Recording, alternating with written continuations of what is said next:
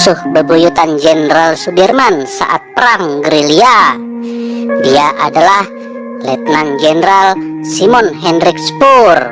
Spoor lahir di Amsterdam, Belanda pada tahun 1902. Dia lalu menjadi tentara dengan masuk Akademi Militer Kerajaan di Breda.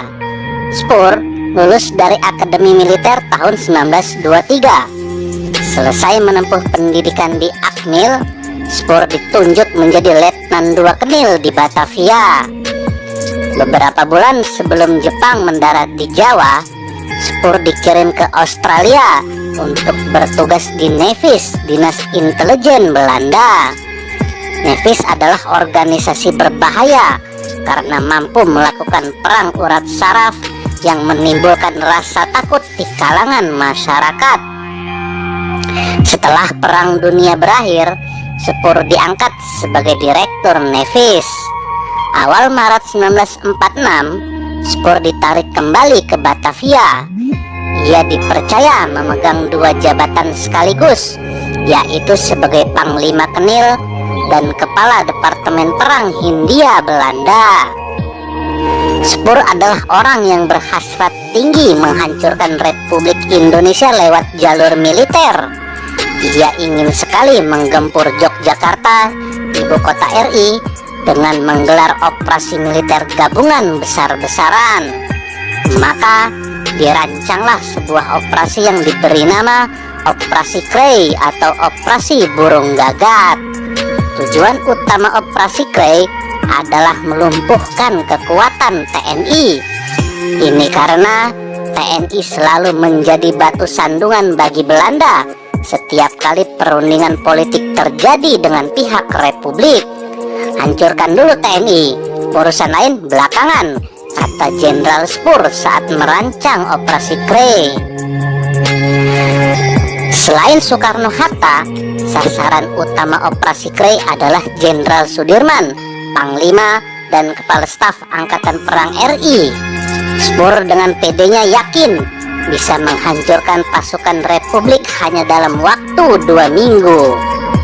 Pemerintah Belanda akhirnya menyetujui adanya operasi militer ke Jogja.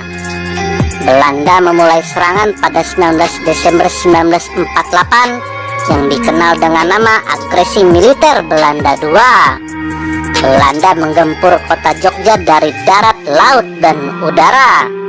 Diawali dengan serangan udara ke lapangan terbang Maguwo. Setelah Maguwo jatuh, Belanda mulai melancarkan serangan darat ke jantung kota Jogja.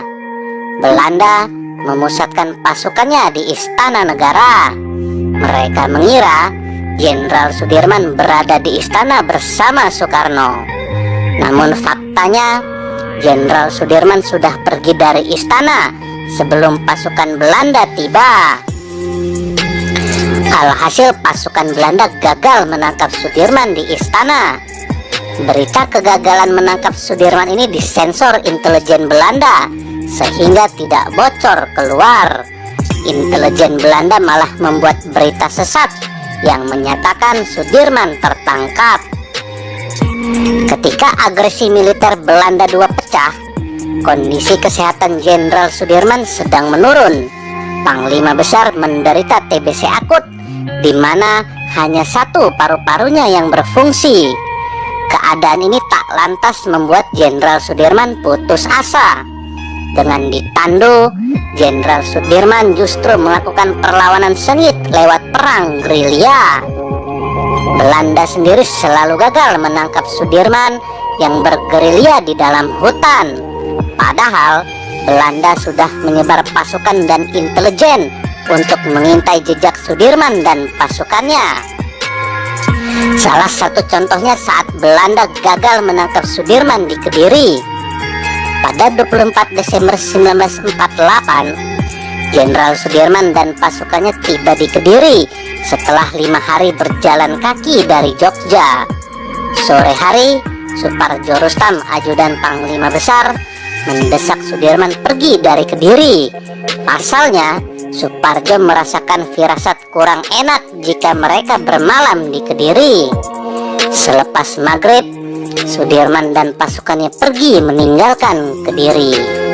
Keberadaan Sudirman di Kediri diketahui mata-mata Belanda.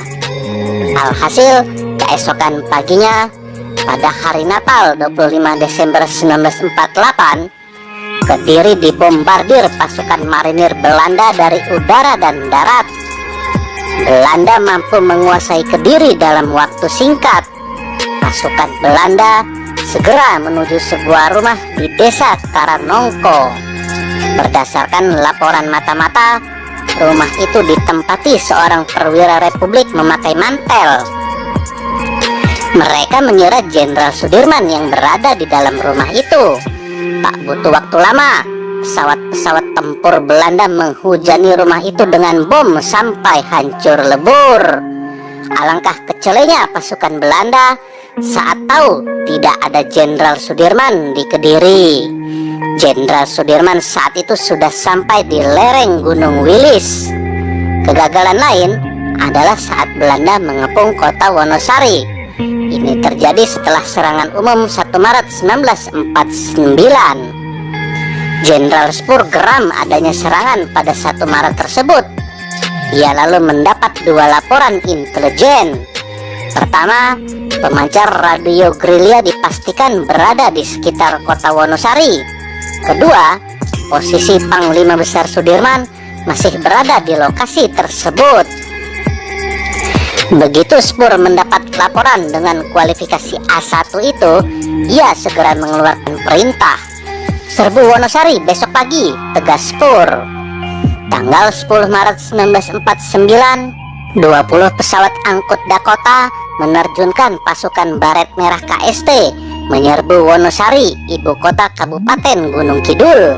Mereka mencari pemancar radio gerilya dan Jenderal Sudirman. Lagi-lagi usaha pasukan Belanda menemui kegagalan. Mereka sama sekali tidak menemukan pemancar radio gerilya dan Jenderal Sudirman. Sudirman dan pasukannya sudah berada di Desa Sobo, 80 km sebelah timur Wonosari. Di Desa Sobo Pacitan inilah Jenderal Sudirman menetap dalam waktu cukup lama, kurang lebih 108 hari. Dari Desa Sobo, Sudirman memimpin perang gerilya. Jenderal Spur kecewa berat karena pasukannya tidak berhasil menangkap Sudirman. Padahal dia sudah mengerahkan kekuatan terbaik untuk memburu Jenderal Sudirman. Perkiraan Spur bisa menghancurkan tentara Republik dalam waktu 2 minggu salah besar. Spur mengira pasukan TNI akan menyerah saat hari pertama agresi militer kedua. Nyatanya TNI tidak sama sekali mengibarkan bendera putih. Kegagalan menangkap Sudirman membuat pemimpin sipil Belanda meragukan kemampuan Jenderal Spur. Masih eksisnya pasukan TNI memaksa Belanda ke meja perundingan. Tercapailah sebuah kesepakatan yang tertuang dalam Perjanjian Rumroyen. Perjanjian Rumroyen menjadi penegasan kembalinya kedaulatan Republik dan TNI sebagai kekuatan bersenjata. Belanda diperintahkan menarik mundur pasukannya dari Jogja. Ini tentu menjadi pukulan telak bagi Jenderal Spur. Keinginannya melibas TNI gagal berkat semangat juang pasukan TNI yang dipimpin Jenderal Sudirman. Sejak itu, perasaan Jenderal Spur terombang-ambing antara memilih mundur atau tetap menjadi Panglima Kenil. Spur akhirnya memilih mempertahankan jabatannya sebagai Panglima Kenil. Hal ini ia lakukan semata-mata demi rasa setia kawan terhadap anak buahnya. Pada 21 Mei 1949, kabar mengejutkan datang. Jenderal Spur dikabarkan meninggal dunia secara mendadak. Laporan dokter militer menyatakan Jenderal Spur meninggal dunia karena serangan jantung. Sementara laporan tidak resmi menyebutkan Jenderal Spur meninggal dunia karena stres. Rasa stres ini timbul sejak ia diperintah menarik mundur pasukannya dari Jogja. Sebagai perwira profesional, Spur merasa menjadi korban keputusan politikus tolol yang tinggal nun jauh di negeri Belanda. Spur tak bisa memahami keputusan pemerintahnya yang menarik mundur pasukan dari Jogja. Mundur dari Jogja sungguh tidak masuk akal. Kalimat terakhir itulah yang keluar dari mulut Jenderal Spur di ranjang rumah sakit. Itu tadi kisah perseteruan Jenderal Spur melawan Jenderal Sudirman.